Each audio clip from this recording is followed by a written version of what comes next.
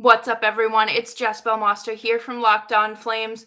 We have ourselves a whole new series heading back to Calgary after last night's 4-1 win over the Dallas Stars.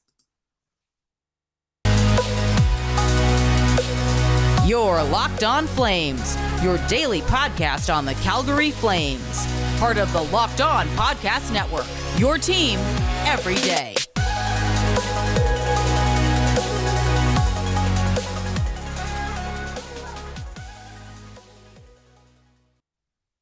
Hello, everyone. As always, I'm your host, Jess Belmosto, and thank you so much for tuning in to today's episode of Locked On Flames. How are you today? It's a Victory Tuesday. I'm doing great. Thank you so much for making Locked On Flames your first listen of the day. You can find us anywhere you get your podcasts, including Stitcher, Spotify, Apple, Audible, Odyssey, and we are also free 99 there, as well as YouTube. The Flames had to make some quick adjustments last night. Brett Ritchie was a late scratch, right? And I really, really am impressed with how quickly this team was able to adjust and how successful they were with adjusting.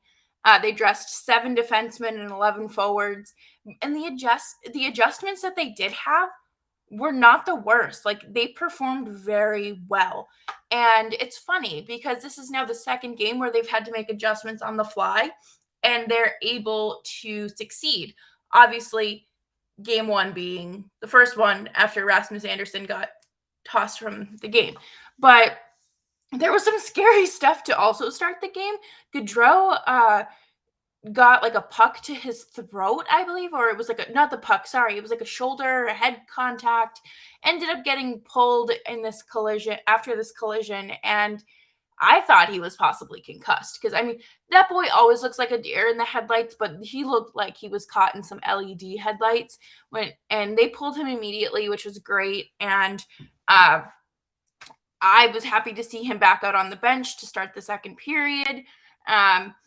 And he said that he's not feeling any sort of ramifications or symptoms from that collision. So that's great to see.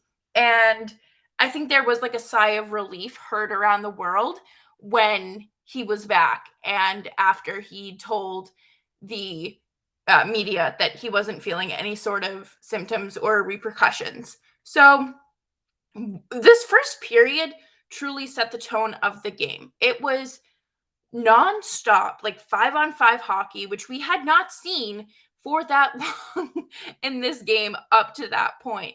And the Flames kept Jake Oettinger very, very busy. They had 19 shots in the first period. And if you're able to generate 19 shots in 20 minutes, that is great, obviously, but you have to assume you're going to win the game with that kind of performance. We can't assume, but you gotta, in theory, you should win a hockey game if you're performing at that level. But they kept Oettinger busy. Oettinger looked fantastic through the entire game. I don't know how he did it. My entire timeline was people just like praising the ever living daylights out of this kid. And I was like, guys, come on. I thought we were supposed to be rooting for the Flames. Like, come on. Say something mean. Be a little tough. But no, he has that Boston University connection and that Hockey East connection, just like Johnny. So I'll take it a little easy on them, right? But the Flames were actually able to capitalize on a 5-on-3 opportunity with Rasmus Andersson, Rasmus's revenge, if you will, in the second period. It was a really nice goal. It's just so happy that he was able to score and kind of get the monkey off of his back and just kind of be like, oh, I'm sorry. You wanted to go after me and my teammates. We're too busy scoring. Ha ha. And then, of course, Gaudreau had a penalty shot. And we're going to talk about this a little bit later. But, ooh, that was so sexy. It was such a nice goal. It was beautiful. It was just everything Gaudreau needed. It truly encapsulated Johnny hockey in the best way possible. And I've been like retweeting every version of it from whoever is posting it because it is just such a good goal. And then Lindholm was able to score from the slot again. Are we surprised? No. And then Backlund scored an empty netter. And I have to give credit where credit is due. Markstrom and Oettinger looked fantastic. It was cool seeing them go back and forth because obviously Jake Oettinger is like 23 years old and Markey is like 31. So it's kind of like this younger. Is Markey 31? I could be completely lying to you there. He might not be that. But you know what I'm saying? Like it's a younger goalie versus someone who's a seasoned veteran. But it was just really great to see the goalie duel that people have been claiming that this game was, but it has like the series has been rather. For those of you who may be new here, hi, hello. Goalie duels are not something that, oh, just because goalies are stopping shots, it's a goalie duel. No, like you need a little bit of offense and you need this team to be going like back and forth to like, and the Stars were doing that, and the Flames were doing it too. The Stars were able to attempt to get shots on net, and there were a lot of shot blocks there as well, or blocked shots from both teams, and it felt like a whole new ball game, and I enjoyed it, quite frankly. And coming up next, we're going to talk about the turning point of the game, but also what I think is the turning point of the series. And before we do that, though, I do want to just take a quick break to talk about BetOnline. BetOnline is your online sportsbook experts, and they have you covered from A to Z in terms of updates, live bets, live props, you name it. BetOnline.net has all your latest sports news, league reviews, props, podcasts, great source for all of your sports needs, and it's a great website to check out. So head on over to betonline.net today and check out the latest and greatest news from your favorite sports league, from the NBA playoffs, NHL playoffs, esports, MLB, and whatever else is on there. And of course, make sure you bet on the Flames money line if you want. I'm not going to gamble responsibly, please. BetOnline, where the game starts. Thank you all so much for tuning into today's episode of Locked On Flames. If you're watching on YouTube, my Twitter handle is flashing across the screen. And if you're listening to the audio version, you can follow me on Twitter at Jess Belmosto. So I think that there were two true standout moments in this game, or stats, or takeaways from this game that were kind of like this weird turning point, if you will. And first up is Michael Stone. Michael Stone has battled a lot. He was originally signed with the Flames on a legitimate contract, not just like a PTO and then a 1-year contract sort of deal. He had a blood clot that he battled through. He ended up getting bought out and then was really struggling to find his place in pro hockey. But, the Flames bring him back every summer. And he is such a hard guy to hate or have any animosity towards, because he's battled some severe adversity.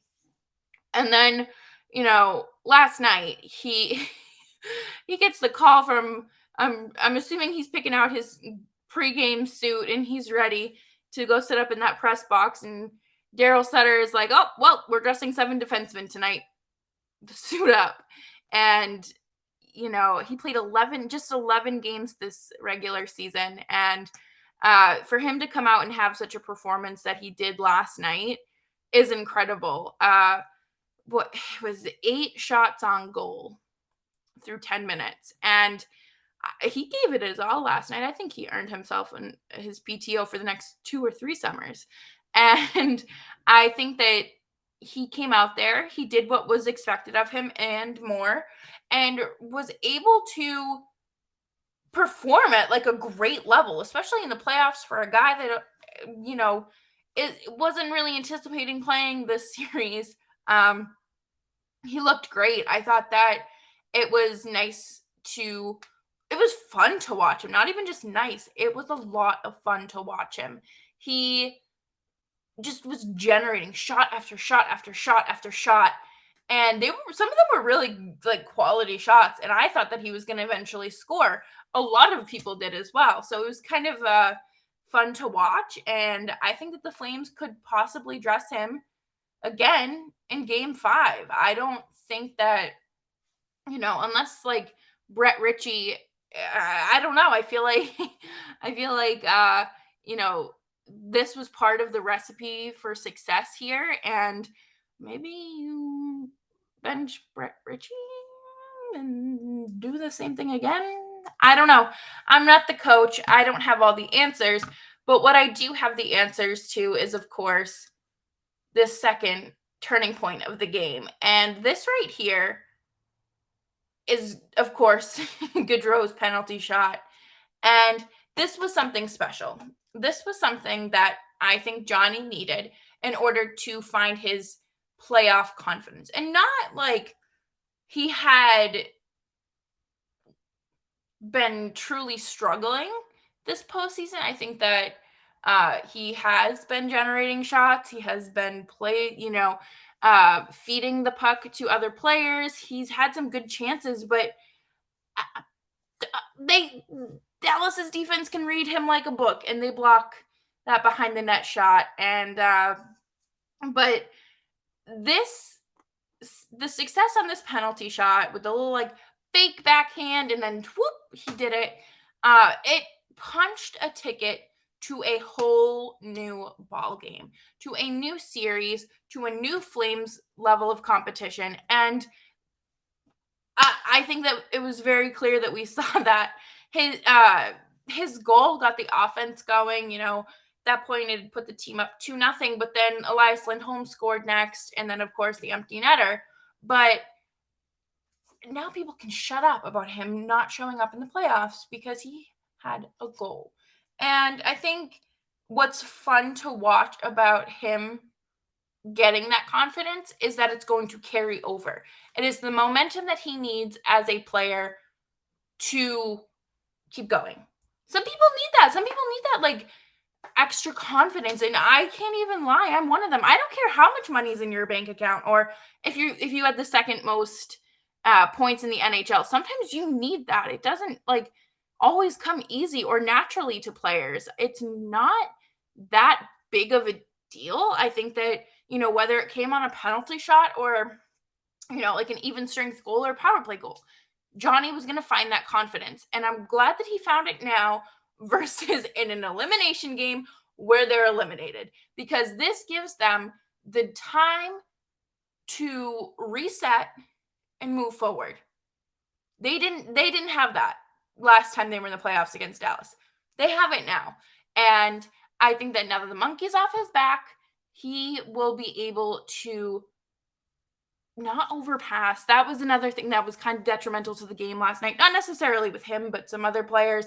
The overpassing, the lack of confidence to shoot the puck. But he did it on a penalty shot. And I know, it's a skills competition, blah, blah. I don't care. He still scored. He scored a beautiful goal, and it's all, like I said earlier, it's all over my social media if you want to go watch it. You can follow me obviously on Twitter at Jess Belmosto, and then the podcast at @LO_Flames pod. Sorry, I forgot. But I think that this is going to be a whole different series heading back into Calgary. I think that this team is special. I think that, they have this. I think Daryl Sutter finally was like, I need to break the cycle here and just hand it over, give it up to Gaudreau, and allow some of the lines to be shuffled. And because we did see a lot of line shuffling last night, we had to see lines shuffling because we only had 11 forwards. They ended up bringing together the Mangiapane Backlund and Coleman line, which was also fantastic. And we're going to talk more about that coming up. But I'm just so happy that the game went the way that it did last night in terms of their performance. The score was also great, but I think that from the minute they hit the ice, they hit the ground running. And it was clear. It really was. It was not a joking matter to them. They took it very seriously, and I'm trying to pull up the stats. It's on the screen. But even Johnny had 6 shots on goals. Toffoli had 6, and then obviously Michael Stone had 8. But Toffoli was robbed in the first period. But these players are, they're not just messing around. Like, they're not just out there and they know that they're going to go home. Like, it's not like the Nashville Colorado series where it was a waste of a few days. But I just am very impressed with their overall performance. And we're going to talk about that next in my players of the game, Flames of the game. And so make sure to stick around for that. Thank you, everyone, for tuning in to today's Game 4 recap. As always, you can find the show wherever you get your favorite podcasts, and you can subscribe to it there. Leave a nice little review, a little rating and review.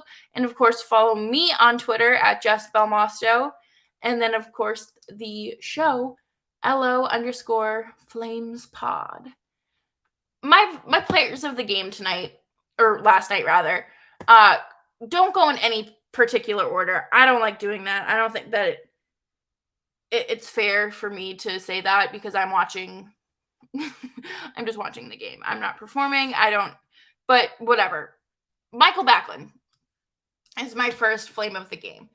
He has played really well this entire series, and he had some fantastic defensive moves through last night. He ended up blocking a shot. He had a great face-off percentage at 59, and then I thought that he played very well, and he has impressed me every single game this series. He has done something to really capture my attention and say,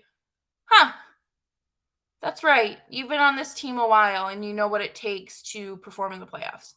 And then, I thought that obviously his empty netter was great. Something else that was great was Brady Tkachuk in the stands cheering for Backlund's goal at the end there. I don't know. I love the Tkachuk family. I think that they're so funny. But back to the Flames. Daryl Sutter also kind of earns, I know he's the coach, but he had to do some shuffling as well. He had to do some adjustments on the fly, and obviously they're more prepared for this. This would be like me if I got sat with a table of 12 and then was also sat with a table of 6. I wouldn't know what to do. No, I would know what to do. I would, and I'd be able to adjust immediately. But, I think that you really know your team and your own team's strengths when you can adjust that quickly and you know what you're doing. And I thought that Sutter reuniting the Mangiapane, Backlund, and Coleman line really benefited this team as well. I really was so impressed with this team's performance as a whole. I thought that they did great. I don't think that, of course the penalties, but I don't really think that there was something that stood out to me that I was like, oh my God, why would you do that? Oh my God, you're an idiot. This is going to cost you the series. Like, there was none of that last night, which was fantastic. And then, of course, I have Jacob Markstrom as another flame of the game because he had an incredible performance. Even if he did stand there bored out of his mind for the first 20 minutes, I thought that he blocked some of these shots that he saved, and some of the saves he made were just so unreal and takes true talent to do so, whether that be you know, uh, just like being flexible or hand-eye coordination. I love it. I thought that he played really well, and to see him nominated for the Vezina Award today is just stick taps around. But I think some extra rest will do him some good. So hopefully that first period he was able to kind of catch up there. And of course I have Michael Stone. Michael Stone, we talked about it in the first period, but not the first period. We talked about it earlier in the show. Oh my goodness. He just played out of his mind for a guy who has played 11 regular season games and then who just typically sits up in the press box. But it was so great to see. It was so much fun to watch him. 8 shots through about 10 minutes is impressive for any player. But for it to be your 7th defenseman, I think that's even more impressive. I'm interested to see how Sutter uses him going forward, if he does use him. Does Sutter use him more if he ends up scoring on one of those shots? It's all about a whataboutism game, and some of those whataboutisms are so useless to entertain, but I'm interested to see how this goes, especially because Brett Ritchie is like, your 4th line is not fast, right? Though, like, do you just keep rolling this forward? Like, do you roll out 11 and 7? I don't know. I think it would be something worth looking at because, I mean, obviously you're going to tire your team out if you do it every game, but Brett Ritchie's kind of slow. He throws big hits, but he's kind of slow. I thought Lucic's looked fantastic last night too. So we'll have to see where this thing goes when things are back in Calgary and settled. I actually had a dream last night that they delayed the Flames' travel till Wednesday morning and then expected them to play Wednesday night. I know, really weird, but God dang it, I am so happy with how the Flames played, and I hope that they can close this series out in 6 because I don't think I could do a game 7. So thank you all so much for tuning into today's episode of Locked On Flames. As always, I am Jess Belmosto. You can find me on Twitter at Jess Belmosto, and then the show's Twitter account is back. We are back at LO_FlamesPod, and you can subscribe to the show wherever you get your podcasts. See you tomorrow for a mid-series check-in and, of course, a preview of Game 5.